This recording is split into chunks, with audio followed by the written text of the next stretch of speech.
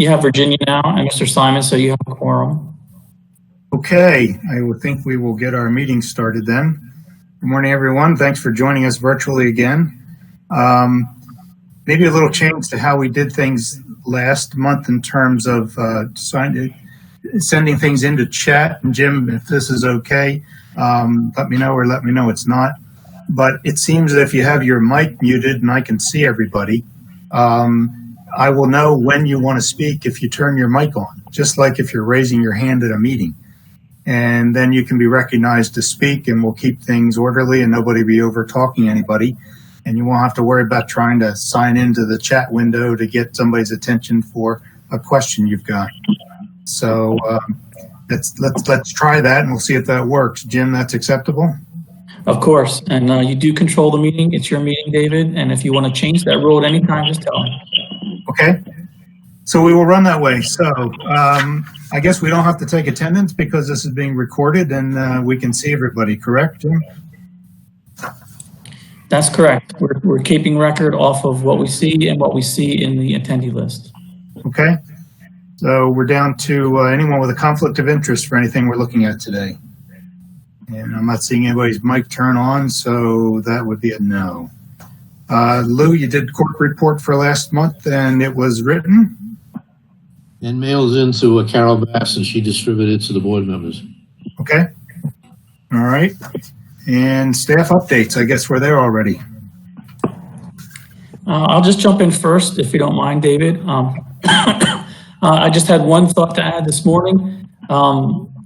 If you happen to lose the signal, which has happened now and then, not to just get back on the meeting as soon as you can by the same method you got on the first time, and we'll welcome you back.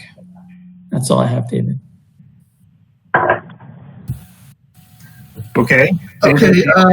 I've got some items to go over. The first one is so everybody can see. I will be doing the sharing of the screen for the rest of this meeting. So I'll try to keep the CORC agenda listed as you should all see that on your screen. So if you want to take time to adjust your boxes and whatnot so you can see that.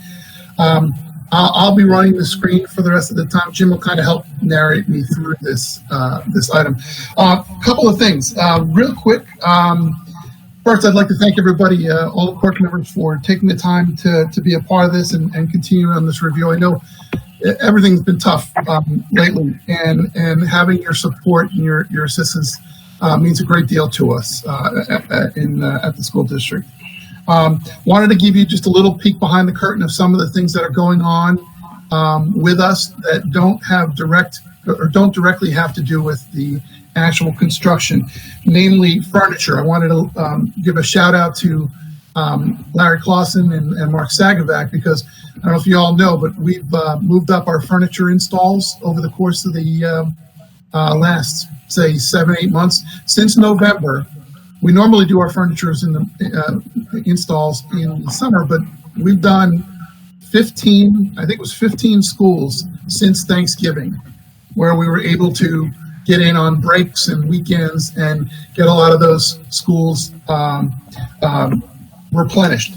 The important thing to that is because understand that this summer is going to be a bit crazy as far as moves and furniture. We've got Verdi moving out of the holding school and moving into their new school. We've got Addison Meisner moving out of their existing school into the holding school. And we've got Adult Ed moving out of their old facility into the new facility. Just those three alone is going to be quite a bit of work for the furniture guys. They've got a lot of work ahead of them, but they did a great job getting to where we're in a place to get a lot done this summer. Packing and moves. As you can imagine, the school district was asked to hurry up and get out real fast on March 19th. And right now, Larry Clausen's been working with the academic side as well as our whole construction team to try to make arrangements so that the 20 schools that we're working in this summer, the 20 big facility projects, that we're going to get teachers in to try to pack those schools up very quickly and do the basic pack and get their stuff out of the way so that we can continue with our construction activities.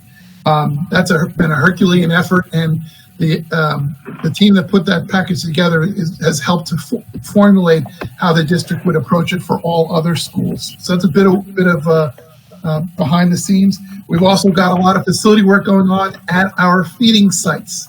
So we've been challenged by making sure that we keep all those feeding sites open and make sure we work around them. So we're continuing to do that.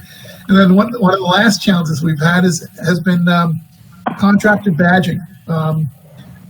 We've been working with school police to try to set up some arrangements to make sure that every contractor gets the opportunity to get badged, because our regular operations at the DAC are not regular anymore. So we're trying to work out arrangements to be able to get all of our subcontractors in to make sure that they get badged to do the work this summer. So that's been part of our logistical challenge. And on a lighter note, yesterday was my 20th wedding anniversary with my wife, and I'd like to say that we did something fun. But as you can imagine, I have four small kids at home. 4 kids at home. So my wife was the school teacher yesterday. So it was hi, happy anniversary. See you tonight for pizza. So we're all going through our struggles, but it's still been worth it. So, and that's it for me. Okay, Dave, I got a question. You probably mentioned this before about the furniture we're removing and what happens with it. Some of it gets repurposed, but with all of that amount of furniture, is it all going to the dumpster, or do we have other outside sources where it gets kind of donated to if we can't repurpose it? Well, we haven't had, knock on wood, I don't want to hex myself now, but we haven't had too many situations where that furniture, which could be repurposed, which was in good enough condition to be repurposed, that we had to discard any of it. We were able to redistribute. Larry Clausen's a logistical magician. He's managed to figure out how to work with the regional superintendents to make sure we know what the priorities are in other schools. So when good furniture is available to be redistributed, he makes sure that it's getting out to the right places. And of course, there's been plenty that was unusable, so it had to be discarded. But we have not had the misfortune of having to discard anything that was in good shape. Okay. Any other questions for Dave and Jim? All right. Seeing no mics turning on, we'll keep moving here. And we don't have public comments, so we will go to consent agenda. Last I heard, everyone was satisfied, but if somebody wants to pull something, turn your mic on now and tell us what you'd like to have pulled to discuss. Give it a couple of seconds here for people to turn the mics on, and I'm not seeing anyone turning on, so I will take that to mean that we're all okay with the consent items and the answers given back by staff. Michael, yes, I see Michael. Wait, Michael's waving. Need your mic on, Michael. We can't hear you. Turn your mic on. Still can't hear you, Michael. See your lips moving, but don't see your mic on. There we go. How's that? Sorry about that. Okay. Which item did you want to pull? I wanted to pull PC 1 and PC 2. Okay. All right. Anyone else with items to pull? All right. Not seeing any mics on, then we will jump right to PC 1. Michael. This appeared to be an approval for a contract for the past year.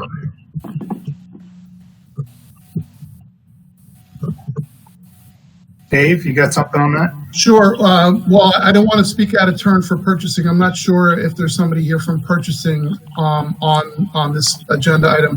By the way, is my mic on? Hi. Good morning. Oh, okay. Good. Okay. Okay. To answer the question, that was the amount for the entire year that is on the financial impact. That contract expires in August, so we need additional funds just to take us through the end of the contract term. So I'm looking at page 3 of 296, and it referred, this is the request for additional funds, and it dated 5/20/2020. And the third bullet line shows a contract period of August 17th, 2019 through August 16th, 2020. I believe this is simply an increase in the funding available to the contract. And forgive me if I'm misinterpreting the question, Michael, but it sounds like when this contract was started in August of 19, it was set up with $250,000. Well, from my recollection, we were at about $233,000 expended already. And I think we're coming close to the limit.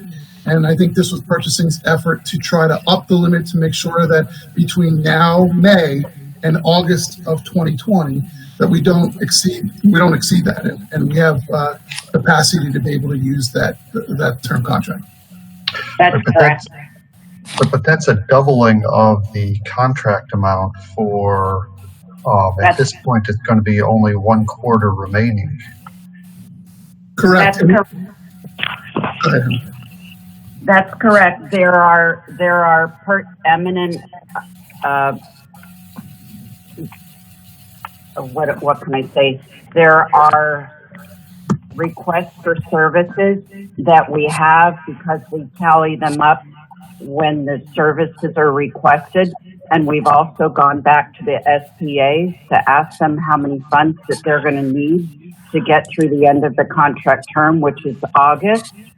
And before we complete August, and I have now expenses of $373,000, which is shy of the $250,000. And rather than just ask to take care of the amount that we know that we have in front of us, we've asked for additional funds so that any other projects coming on this summer are not without funds.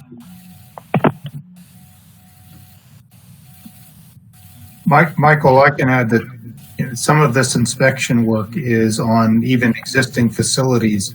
Correct. They might find something above a ceiling they're tearing apart in the summer, and it requires some testing, or they find a crack in a beam someplace that's exposed, and they got to get a testing agency out there to figure out what the issues are. Again, the 500 is just kind of the cap. Doesn't mean we're going to spend 500. Correct. That's correct. That's correct, David. Michael, you still there? Let's see. Are you? Yeah, still- I hear it. Just sort of. I appreciate your explanation. Let's put it that way. Okay. Anything else on that, Michael? I'll take a vote. All right. Let's do the voting by turning your mics on if you disagree, and if you're in favor of this one moving forward. Then just leave your mics off and we will assume it's accepted. And I'm not seeing any mics turn on, so it looks like that's all accepted then. Okay, PC2, Michael? Same thing? Same thing on that. It appeared that this was a contract that was almost completed. That's correct, Mr. Gelfin. We just need additional funds to take us through the term contract expiration date. Frank Simon, you got your mic on. Did you want to speak?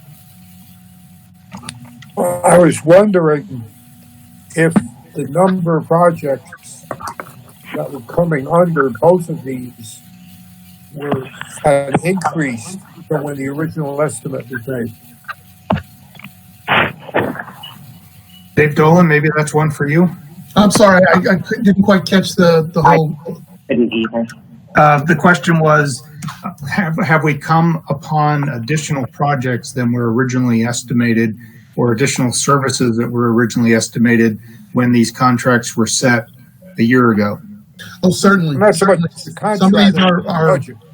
linked with minor projects, and as Jim will probably attest, some of our minor projects come out of nowhere. Like, we think we have a good plan as to the number of work projects we're putting forward, but during the course of the year, projects crop up. They pop up that need to get done that we couldn't have anticipated. So we do it when Helen comes to us and asks us what the expenditures might be for the year. We give her a projection of what we know at the time, but we full well know that sometimes there's changes.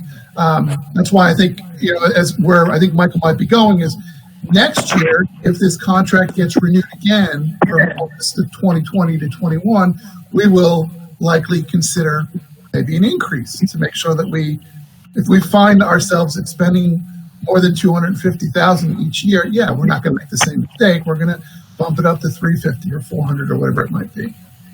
Yeah, that makes sense, because I think you have to, what you didn't have was really a contingency for what might show up during the year, and I think you should put that into the next budget.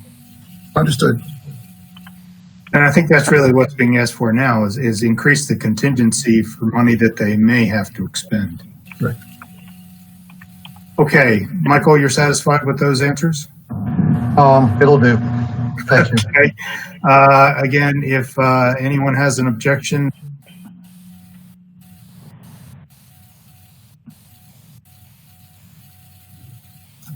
Okay, I'm not seeing any mics turned on, so we're all in favor.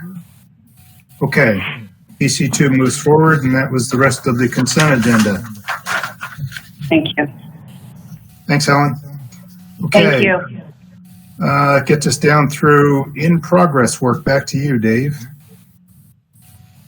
Okay. Forgive me, if I'm not sure if everybody can see this clearly enough. If you can't, it is uploaded on the agenda to be able to. It's pretty clear. It is okay. Yeah. Okay. All right. Well, again, this is the same thing we do most months. We've got a good deal of revenue come in so far, but we'll see where that goes. I'm sure Leanne's going to keep us abreast of what's happening with the expenditures and the revenues that will come in over the coming months. Okay, upcoming solicitations. Now, we've got a lot of projects that we are getting ready to put out there. You notice that Grove Park is at the top of our list. That's the next modernization up. We're also planning on putting out in the next month or so, the transportation facilities at Belvedere and South. Belvedere is a new facility, new piece of property, and South Transportation is going to be just completely redone and expanded. We have core expansions that are ongoing. The Citrus Cove project is already in design. This is the next project, Del Prado, that'll be coming online. We're lining up. We're trying to plan out and line up Mataluca coming up. We've got 5 facility renewal projects that we're going to put out on the street so that we would design them now and have them ready for GMP prior to next summer. And you'll notice a couple of them are pretty big. They're Dwyer and Santa Lucia's High School. We've got a middle school in there. We've got Frontier re-roofing project that's coming up. And we also have Delray Full Service coming up. Dave, question on that from David Porter here. Yes. Are they for AE services, or are they mixed AE and construction? Well, usually we do, most of these we do them in that shifted selection where we do 1 month. In month 1, we do the architect, and the CM usually comes right behind it. So the facility renewals, for example, they'll probably be only, I don't know, Helen, maybe 2 weeks apart, 4 weeks apart in the selection, but they will be for both of them. So yeah, That's perfect. Okay. But I guess my question was, none of these have been selected for AE so far. That's what that is correct, except I think, and I could be wrong on this, but I think Del Prado was, because I think we merged the Del Prado and Citrus Cove into one RFP for the designer only. Okay. That's correct. They have been chosen. Okay, They so were that's actually approved for the in CM. March. Yep. Okay. Continue. Okay. Upcoming GMPs. I know you guys like to know what's happening. These, the 4 in June and 5 of the projects in July are all the next round of GMPs. These are what we call the FY 2020s. So we've been busy behind the scenes trying to package these up and make sure that they're ready. You'll also notice we have the Jupiter High School Modular Edition. We presented to you guys that this was the superintendent had approved the phase one, and I'll show you that in a minute. But this will be the ultimate GMP for finishing off and making the Jupiter Modular Edition project whole. Question on this page. June 2020 would be the GMP. When would these be scheduled to actually start construction? Summer of 2021? No, well, they'd actually start probably in August, July. As long as it takes to go to the board in June, we'll probably have our PO and our NTPs in mid to late July, and they would get started right away. So they would miss the summer, but they'd still take whatever it was. Normally it's 18-month duration. So they probably only get the better part of one summer. But we can work with them. But how would you be building during the school year? Oh, we do a lot of work during the school year. As a matter of fact, one of the slides I've got is going to show you how some of that stuff is getting done. There are schools that have vacant classrooms, and so we're able to work in those classrooms. We work with the principal and section off a handful of classrooms that are empty, making sure that teachers and students are elsewhere, and we go to work, and then we shift. I guess there would have to be a certain number of classrooms to make it efficient for the CM, so that we're not getting charged a whole bunch of overhead to do 2 classrooms in a whole high school. Well, that's part of their planning package. When they put their GMP together, they anticipate when we're going to the board. So these GMPs know that they're not going to get a whole summer this summer.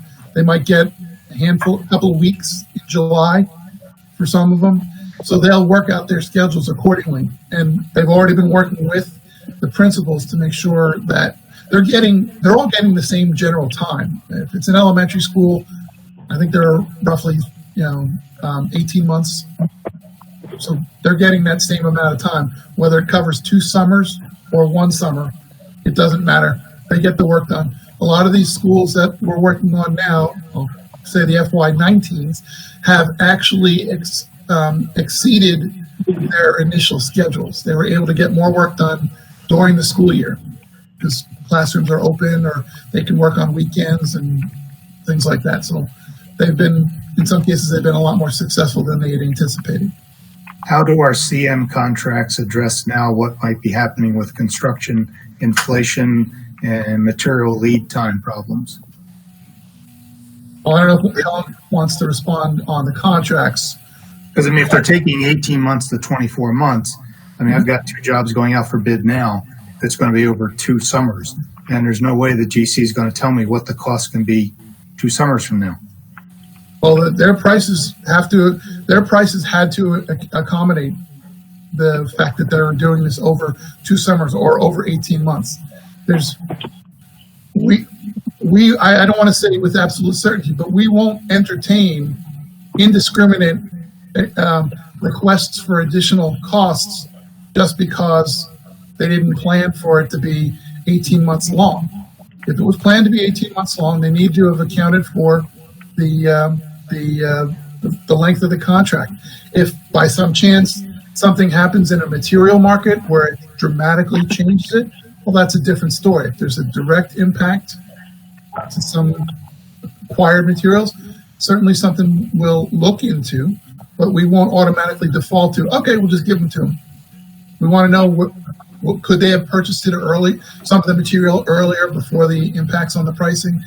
This is the job of a CM. They need to be as on top of the market as anybody else, not making sure they have all their materials purchased in time. Okay, thanks. David? Yes. Yes, Frank, yes. Sorry. Have all those projects gone through the selection process? Well, yes, these have all been selected and all been designed, and the CM contractors are finalizing their GMPs. This slide shows the June projects that we anticipate and the July projects we anticipate bringing to you and to the board for execution so they can start the work. Is there anything coming up for selection? That's this slide right here. The next ones that we're probably going to put out in the street are the first 2, Grove Park and the transportation facility projects. And I think maybe the Del Prado one, that's also going up soon. The facility renewals will also be advertised in the next 1 to 2 months. Is it possible they're going to have to do virtual selection? We're still in discussions with the purchasing department on that, trying to figure that out. What's the best way to do it? I know we have done a virtual selection already. The purchasing department has done a virtual selection on a construction-related project, but I don't know if it necessarily is in line with how we typically do our RFP selections for new construction and facility renewals. I'd have to let Mark Moon weigh in on that. It would seem like, just like we're doing now, that you could do a selection because the committee members all review their stuff at their own desks anyway. And then the meeting is one person speaks, the next person speaks, the next person speaks about their opinion about the contractor or the architect, and then we vote. And most of them I've been on lately, there's not even kind of a follow-up at the end to kind of summarize everything. So, I can see it doing it that way. And if the contractors and architects want to be on the call, they could be watching and listening the same as we have people on this call. I would agree. I've sat in on some of those selection committees or sat in the audience of the selections, and it's not something that a Google Meet like we're doing now couldn't be accommodated. Couldn't accommodate all the guests to be able to observe and be a party to it. So, but I'm gonna defer to the purchasing department on that. I'm confident that we can get it done, but I don't want to say with certainty without having their feedback. Okay, please continue. Okay. All right. I'll kind of skim over a bunch of these, but this is some of the more detailed information about what's going on in some of the projects. Like Triple O down here on the bottom is well into design. Last month, you and the board approved 05C, and we've already started on our due diligence. We've got a meeting, I think, on Friday on the site because it's important. We got to push this really fast to be able to get it designed and get it ready to start construction next summer. We want to start next summer and get it open for the following summer. So we've got a lot of work ahead of us. You'll see that the full service is already in the design. We've got a conceptual plan that they're working on. Plumosa just started. We hope to be one of the CM selections that we have not yet done. We selected the architect for our 17 double P, the New Boynton Middle School right here. This one does not have a CM yet. It was out on the street. I think they shortlisted them, but we have not assigned the presentation period. So I would hope that this would probably be the first one that a selection committee goes on, that we do the CM for 17 PP. When you're done this page, I got a couple questions. Go ahead. That's it. New Boynton Middle School. I thought we closed Odyssey because it was an underutilized middle school in Boynton, correct? Yeah, that's what I understand. Okay, so now we need a new middle school, and Odyssey wasn't going to be able to serve that purpose? Well, I defer to the planning and the ABC, the boundary committee. I don't know the details to that, but I know that there is a need for a middle school to relieve schools in this area. This is the New Boynton Middle School is going to be located on the campus of Sunset Palms. Oh, I was on that AE selection. Yeah, okay. Yeah, and this middle school would help relieve a couple of the middle schools in the area, Krista and Woodlands. So the physical location of this, physical location is why it will help relieve the overcrowding in those two schools, which are pretty severely overcrowded. So, okay. My other question on the Boca Elementary School. I thought the last that we were presented was that there were still land issues to be worked out with the city of Boca. I'm assuming they got worked out. They did. They did. With your recommendation of approval, leading to the board's vote last, two weeks ago, the city and district staff were able to come to an agreement as to a process by which they would grant us approval to buy land, and we will work out the details with them about the boundaries of that particular conveyance. It's not a purchase, it's a conveyance of land. Okay, so, excuse me, this is Wanda. So for the 05C site, the city of Boca is donating the land to us. We're not paying for it. Correct. Okay.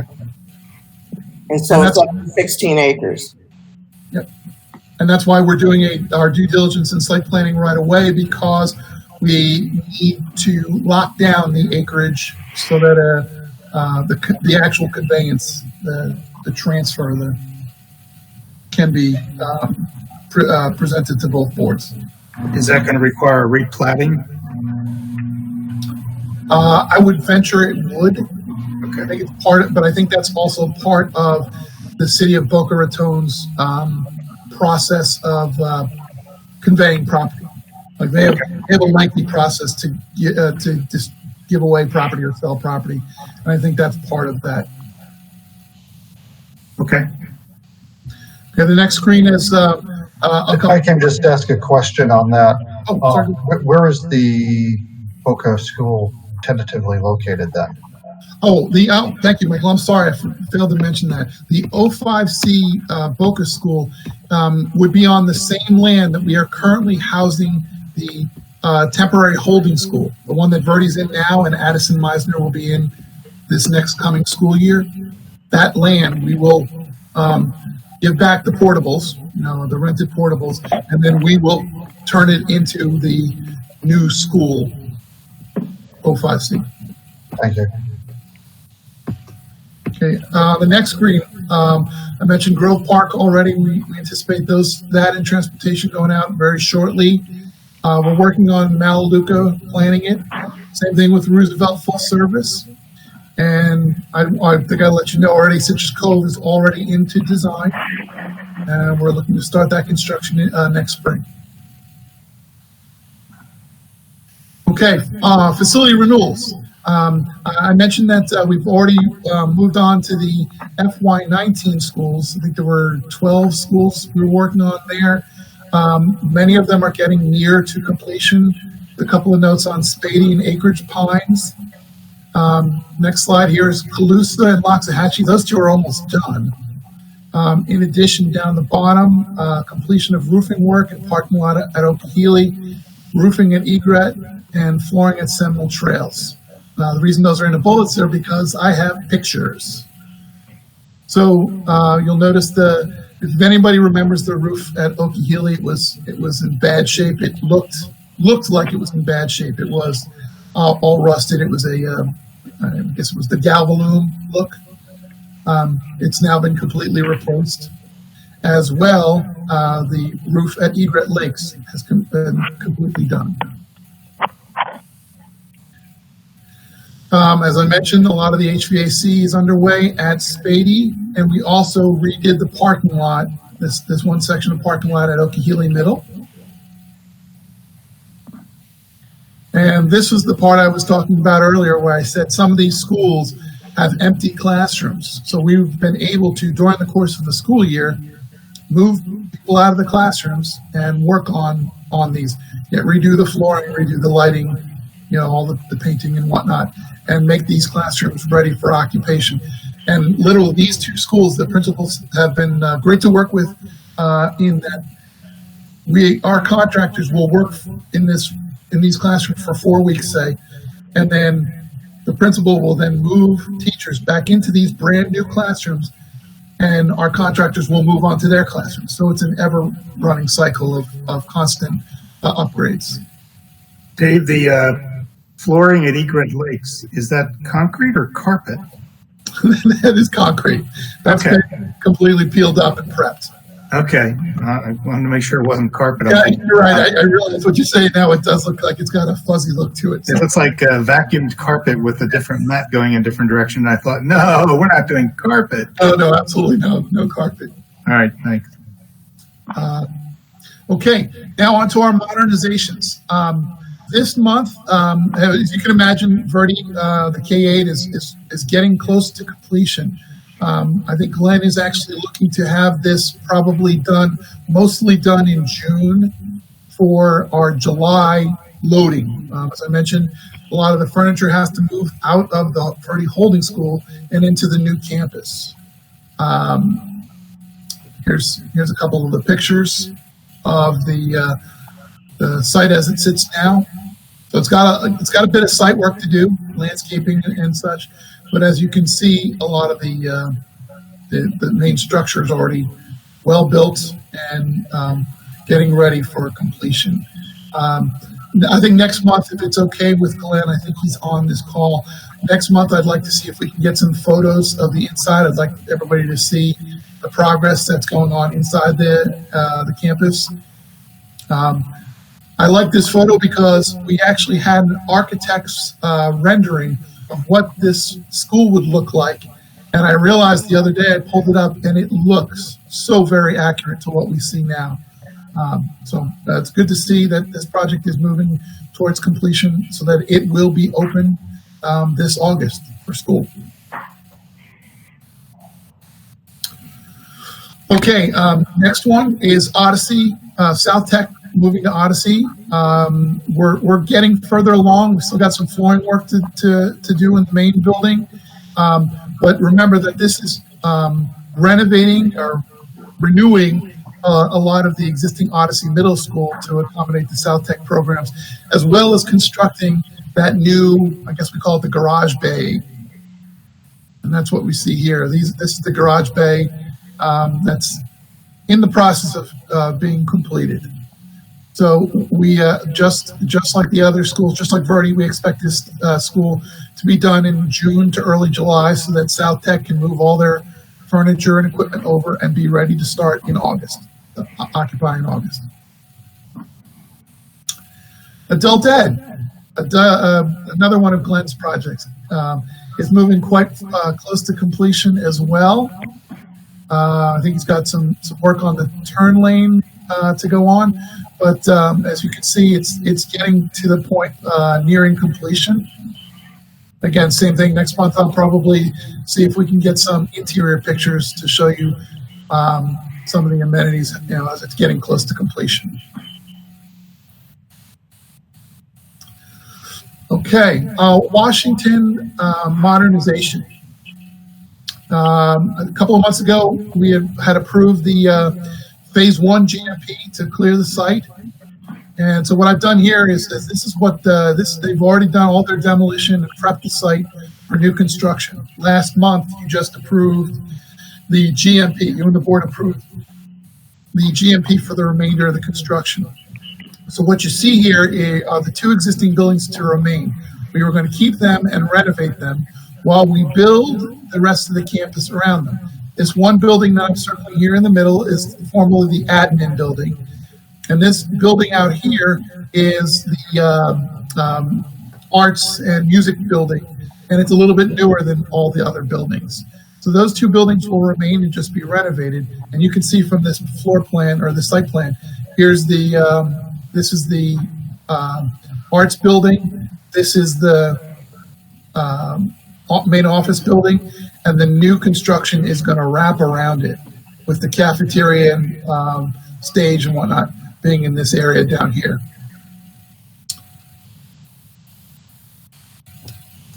Dave, so who's the architect for this one? This is PGAL. Okay. And White's is the contractor for this. Okay.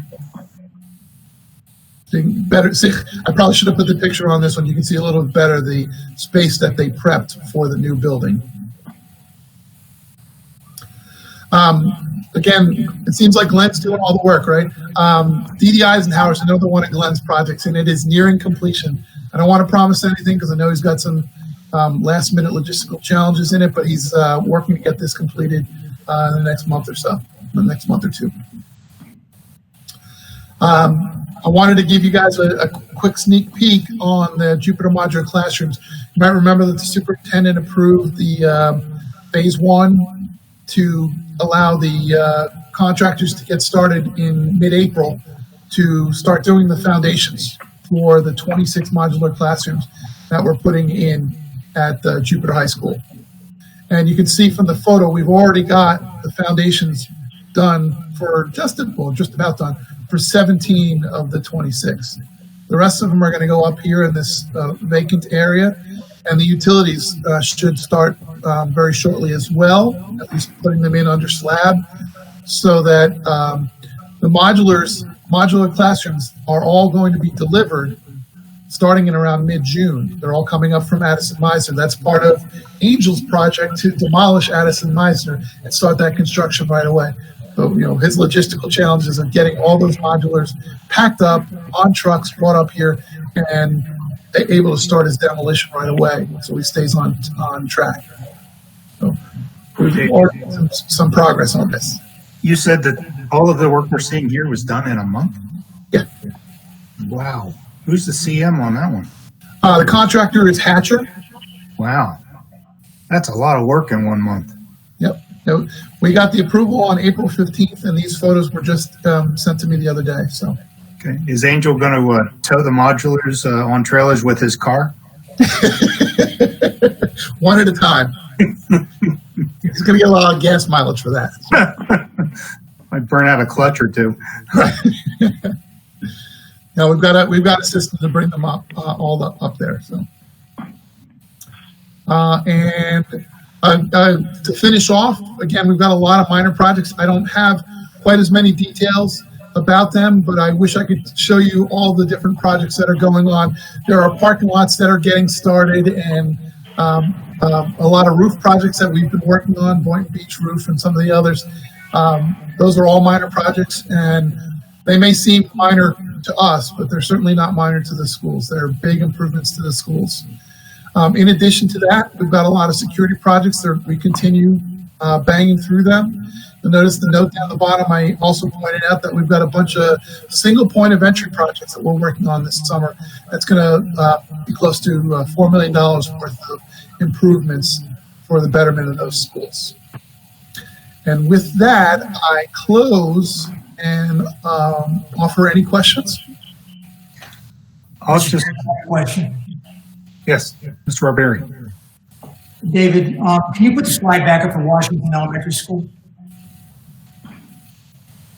That one? No, there was another one before that. Yes, will this school have the same kind of walls that we're putting at Verde Elementary to make sure that the interior of that campus, the areas in between, there's no access. So once the children are through the main entrance, there's no way. Remember what we did at Verde, we put the concrete walls to separate the buildings so that there was no way anybody could get into the middle of that campus where the play areas are at. Absolutely. I'm going to try to oversimplify it, but this parking lot down here on the bottom is, you can see the fence actually drawn up here. It's kind of a bad sketch, but I just threw something together real quick.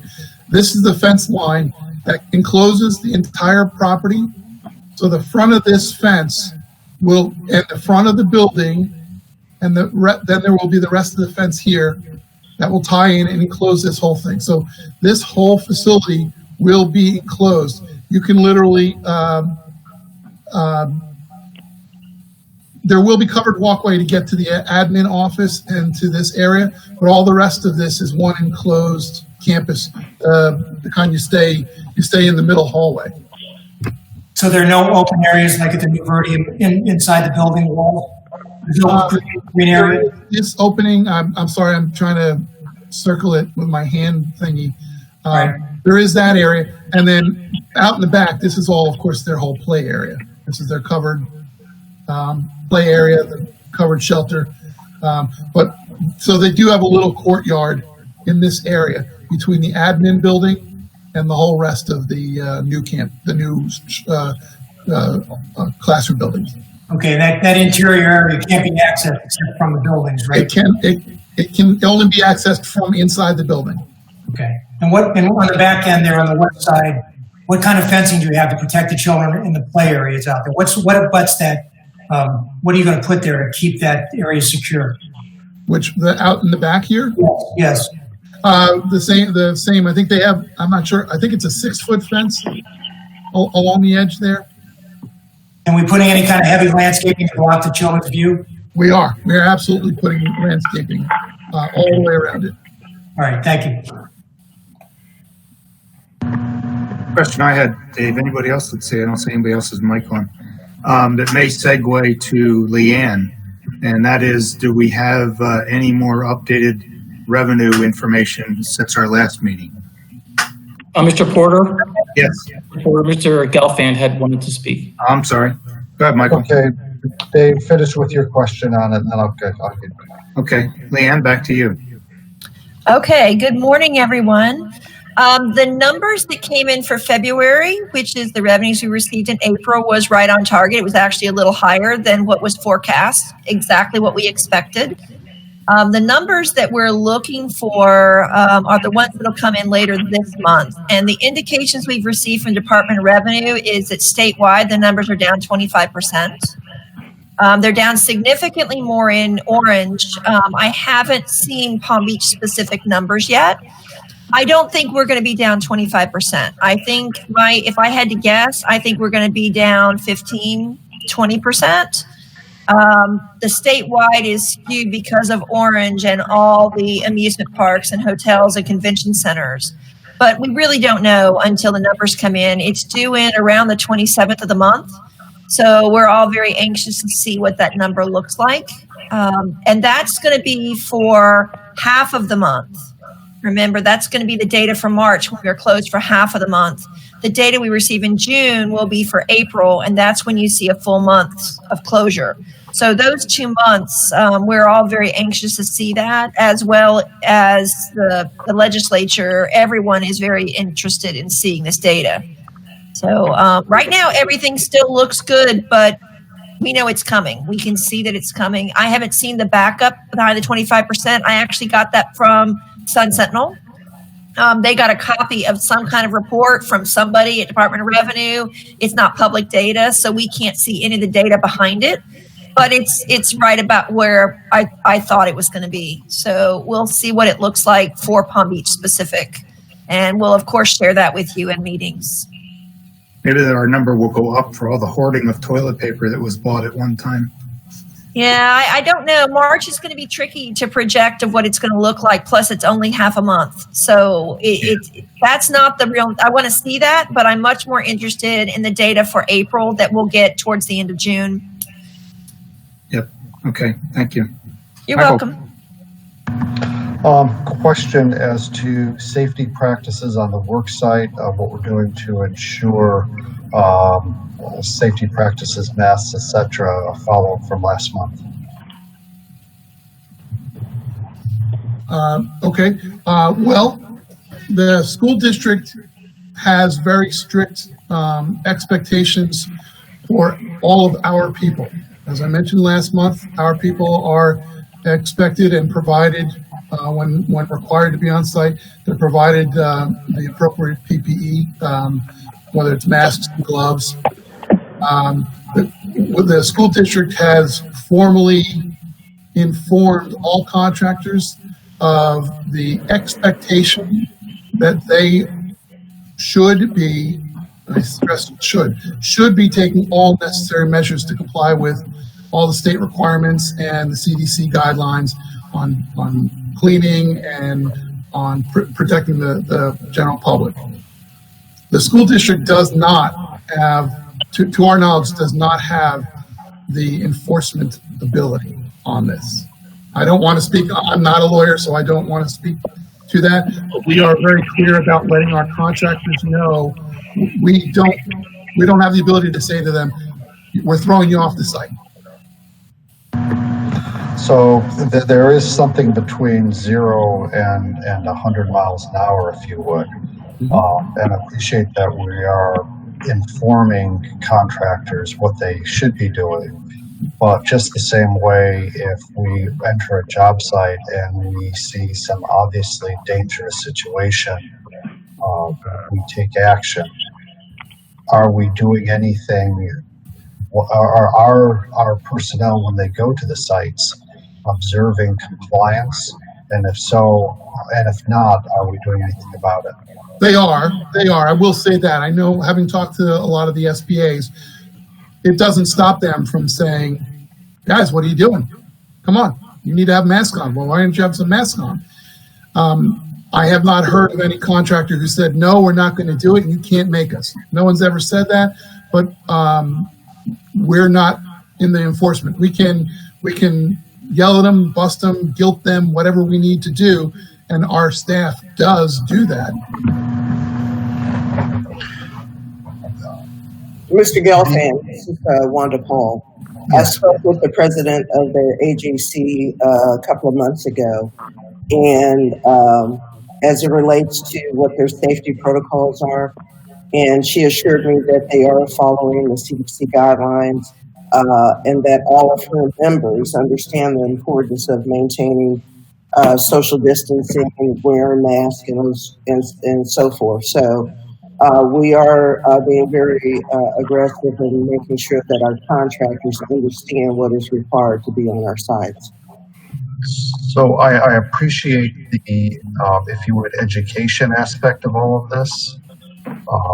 What my concern is that actually on the ground, so, you know, we say it, we post a piece of paper, but then it's ignored, and we're taking the position that there's not anything that we can do legally about it. What I would suggest is that as part of when we are on site at a job, that when we observe these things, that this be reported in a formal manner to the contractor as to what we can do about it. I tend to doubt that our hands are totally tied on that. I would defer to legal, perhaps at another time if there's a need to follow up on that.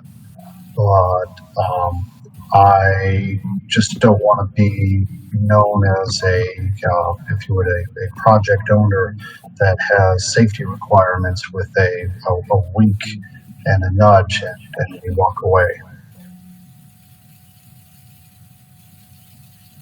Yeah, this is David Porter. I would think that there's no difference in enforcing known legal requirements like CDC and state requirements and executive orders as it would be if you walk on a job site and you see a contractor doing something that you know is so completely violating OSHA or other safety requirements that you've got the ability to tell that contractor, look, you're putting the owner at risk, get off the job or fix your ways.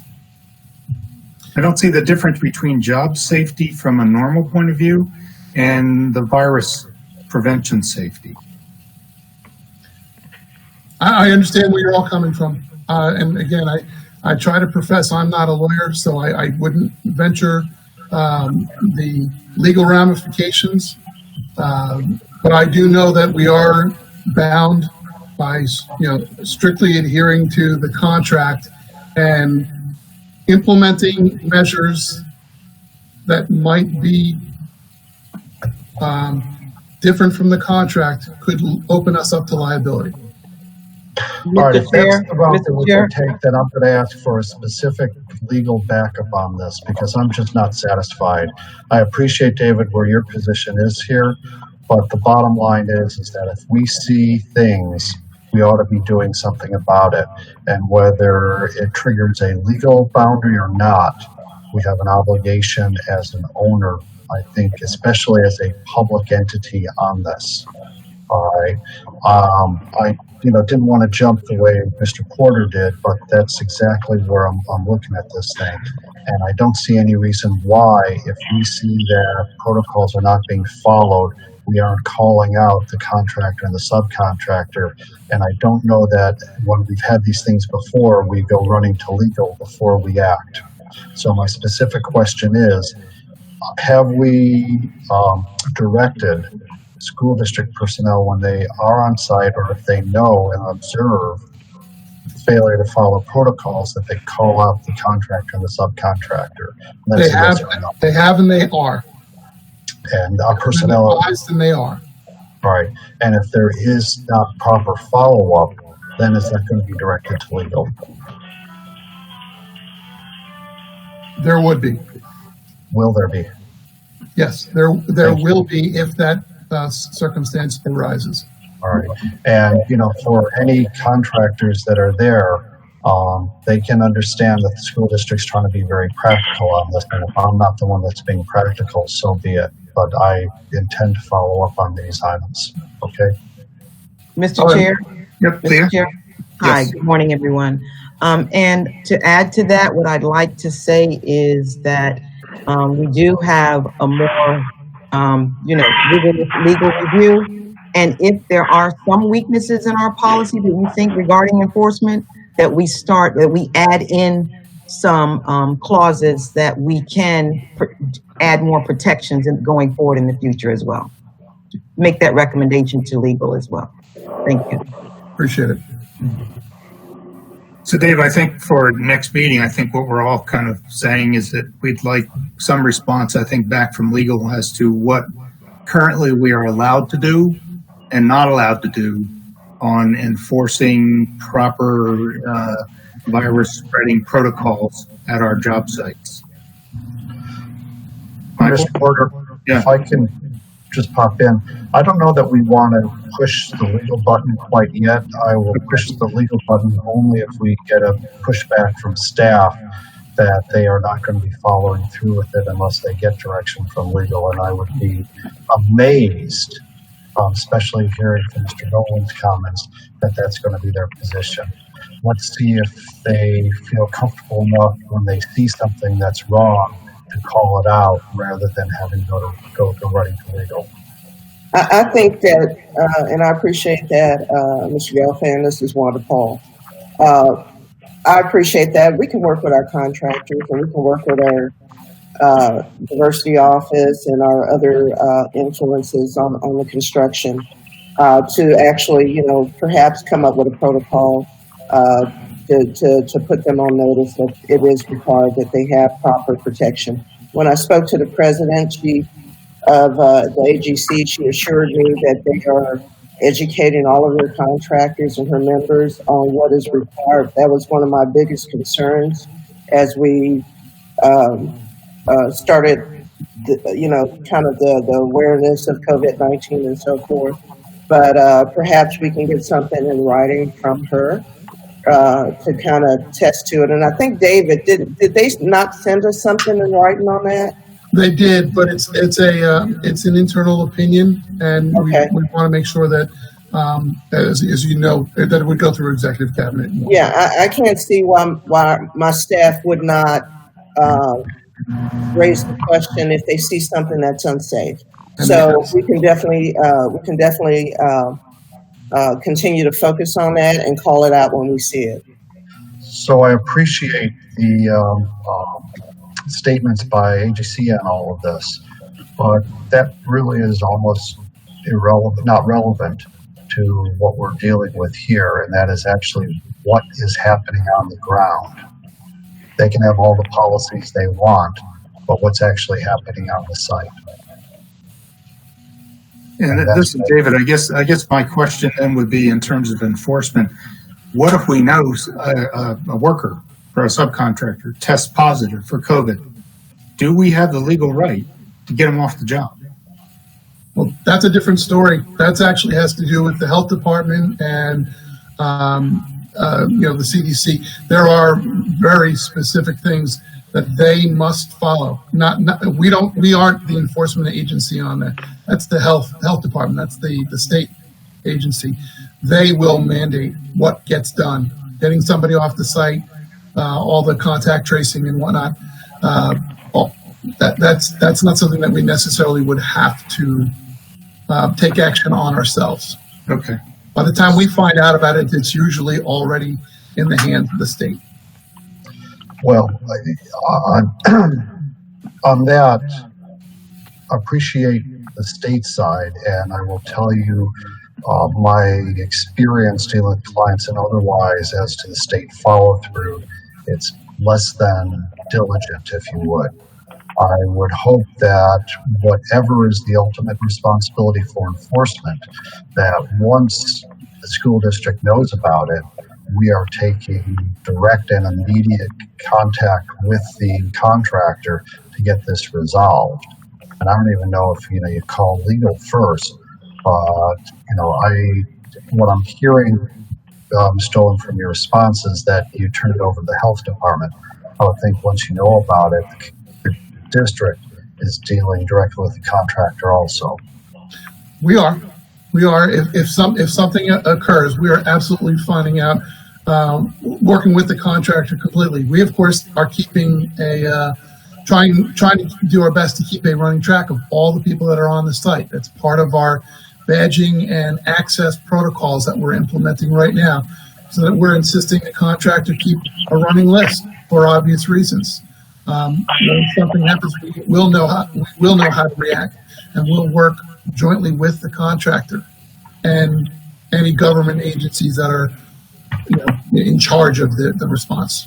But we will be working directly with the contractor. Frank?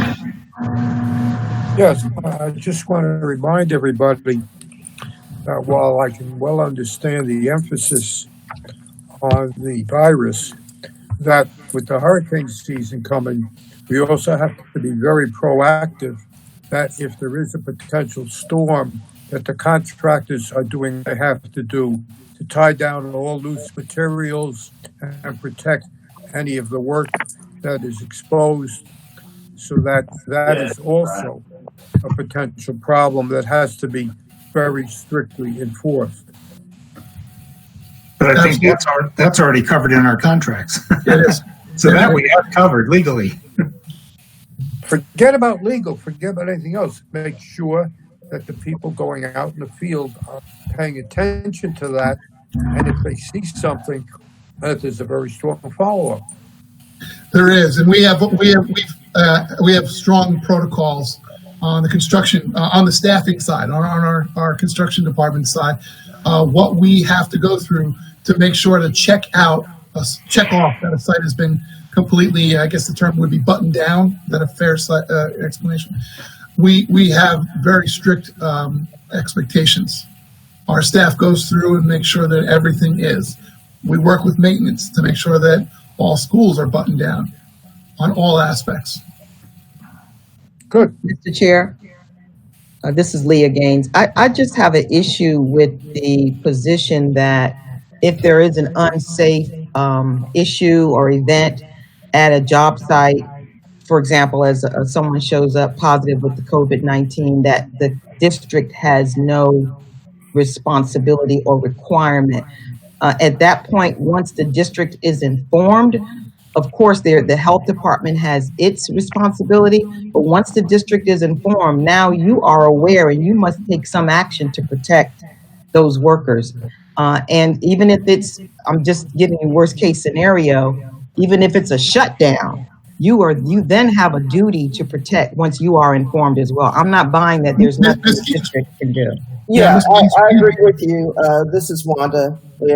Yeah. So once we're informed, then, our police department is engaged, our health department, our environmental services department is engaged. We go into another mode where we do intensive cleaning. We'll hire a contractor to come in and clean the space that particular person is in. So we do have measures, very aggressive measures to deal with it. If we are notified that anyone in any of our buildings tested positive. So we do have a very robust access plan. All access to our buildings are approved on a daily basis, so we know who's in our buildings. So in that respect, yes, you are correct. We do have a duty to act, and we do.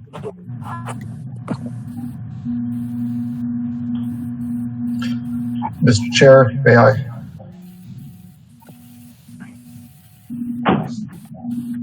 Yeah, Michael, go ahead. One thing, listening to the discussion back and forth, I'm not going to ask for a report, at least at this point today or in the future, regarding the legal aspects. But I would suggest with the sheer number of sites that we have dealing with construction, and even those that are not under construction, that legal take a look at the entry level issues that would be expected to occur dealing with COVID items, not necessarily tracing every single potential problem down to ultimate responsibility. But if something pops up, what can or can we not do so that you're ready to go? Because what I'm hearing, a lot of the responses were, what does legal say? We have to check with legal. I would think with the operation we have now that you will have something, so all you have to do is pull it out of your toolbox and you're ready to go rather than having to wait as things spiral out of control. We do have a running, actually I say we, school police is tracking for us all people permitted to go on sites. There is a master list, and in order to, we actually have to request permission to go on site. So even our contractors, every week, we are required to report and request permission to have our contractors go on site. So we identify where they are, what schools they're at, and that goes for all of our vendors and our staff. Anybody who needs to gain access to the school right now, there are strict protocols to accessing the schools. And we do have a master list that, as you said, would be something that could be turned for the benefit of tracing purposes. My concern is more to provide backup to both you and the person on the site where they see things that at this point we should expect will occur. All right. And whether, if there are legal uncertainties, as you've expressed, that those be determined now so that you have it in your back pocket and you know what to do, rather than waiting for it to come down the line and getting a hold of legal. They've got to research it a week later. You're taking a look at it. And at that point, your problems have now expanded exponentially. Okay. Dave, I could see that as being, something you already may have internally that you've sent to the SPAs, that, here's what your responsibility is and is not. If you happen to see something on a job site, and I think that's what I'm hearing that we're looking for is, what is that written policy that's already gone out that becomes a staff responsibility of the school district? We do have something. I've at the next meeting, I'll make sure that I provide to you. Okay, thank you. And we've already provided our staff. Okay. Takes us up to the follow-up. Any follow-up on the follow-up page that was on our documents? Okay. David, I had a couple of items, and I probably should have pulled the item on the contingency planning. Is it out of order now for me to ask a couple of questions on that, or? Well, I think if it's specifically on that would require us to go back to that one. I think you could ask general questions at this point if that's something that you can do. So, for example, on something like the automatic transfer switches, where you're buying something as a replacement for something that's already been purchased, are we getting credits back, or is there a potential of reselling those items? Okay. Jim, do you want to handle it? You want me to take that? Yeah, sure.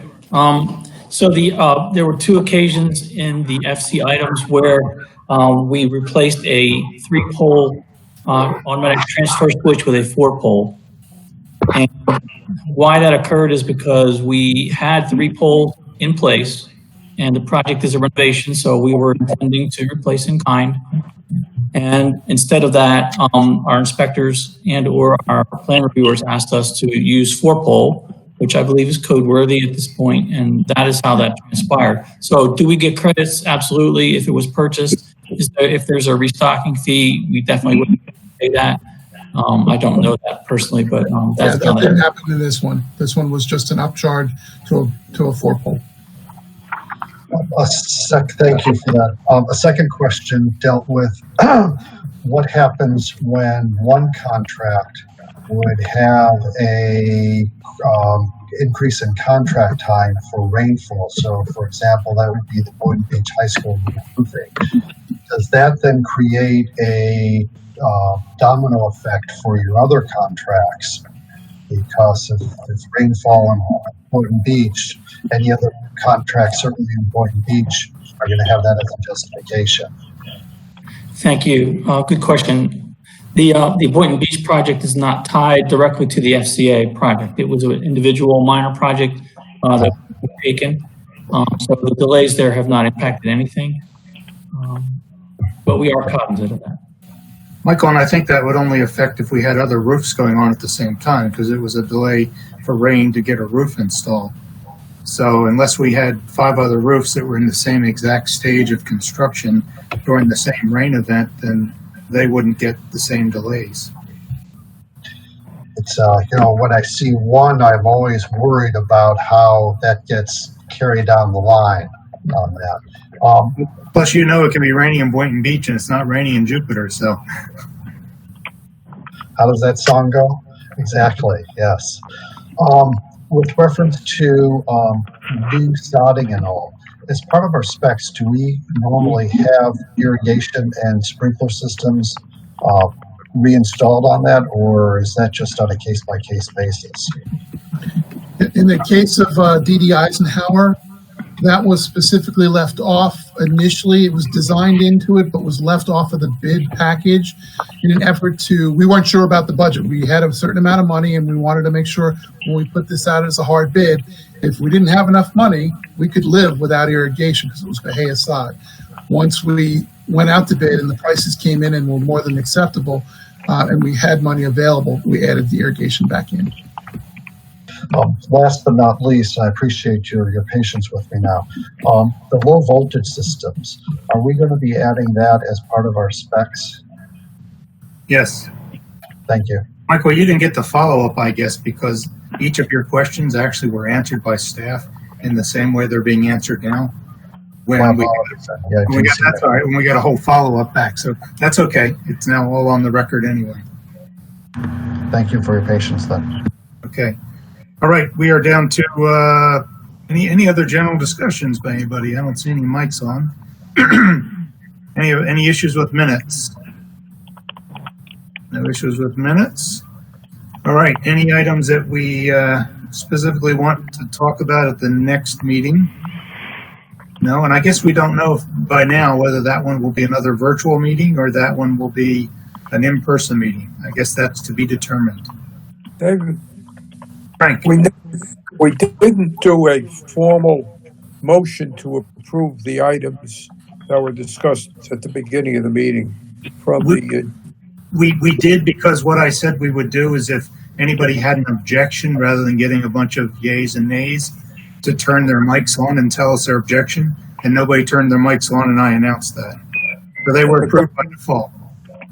But then you should make a statement that there was a formal request to approve it and that you did not have the objections.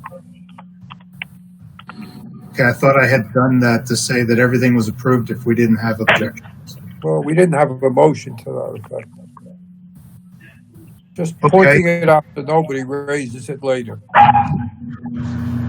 Okay, if you want to make a motion to have it approved, I'll have somebody else second it, and then we can... So move. Okay. Need a second on Frank's motion to approve everything we approved before?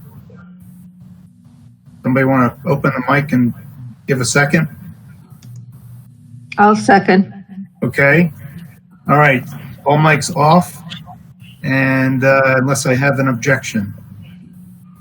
Lou, you had an objection? No, but I wanted to be called upon after you do the vote. Oh, okay. All right, so they are then all approved. Go ahead, Lou. Do we have an official count of the attendance? Were there 9 CORC members at this meeting? Jim Kennard, you got our count? Yes, we have everyone on board except Tradrick. So we have 11? 11. We have 11, Lou. Thank you. Okay, anything else by anyone? I was going to suggest that even though legally we may be able to meet in person next time, I'm going to suggest with what the status is now that we still meet in this fashion. I don't want to be the test case, if you would, for public meetings.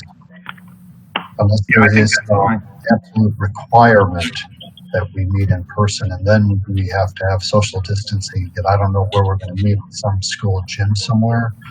This is the way to go. This is Virginia. I totally agree. I'm in that age group that prefers to stay at home. You're looking great, kid. Wouldn't know otherwise. Thank you. The real reason is Michael doesn't want to wear a tie. He wore a tie at the last meeting. All right, yeah, Dave, that would be the preference, I think, is to have another virtual meeting, unless, of course, the governor nixes it by that time. And I don't see that happening until maybe July or August. But anyway, okay, everyone, thank you. And we are then adjourned. Thank you. Thank you, everyone.